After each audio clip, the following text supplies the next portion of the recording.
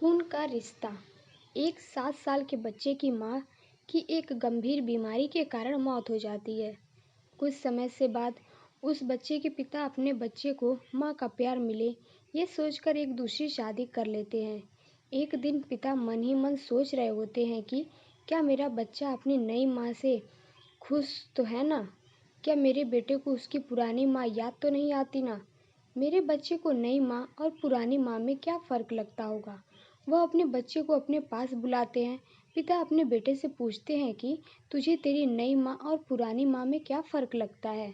बच्चा अपने पिता को बहुत ही धीमी आवाज़ में कहता है कि मेरी पुरानी माँ झूठी थी और ये नई माँ सच बोलती है। बच्चे का जवाब सुनकर उसके पिता हक्के बक्के रह गए। पिता ने बच्चे से पूछा कि जिस माँ ने तुझे जन्म दिया और पाल पोस करके इतना बड़ा किया, वो माँ तुझे झूठी और ये कल की आई हुई औरत तुझे सच्ची कैसे लगती है?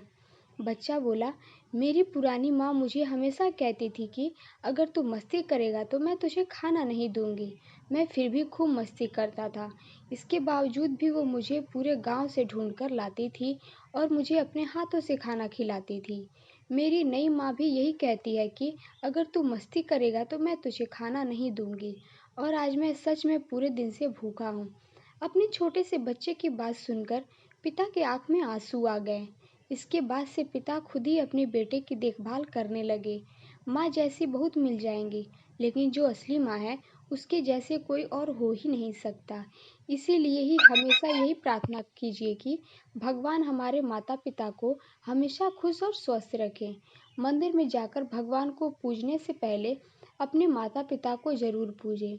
हमारी असली माँ का स्थान और कोई नहीं ले सकता, चाहे वह कितनी भी कोशिश क्यों ना कर ले। माँ तो माँ होती है और हमारे खून के रिश्ते की बराबरी कोई नहीं कर सकता।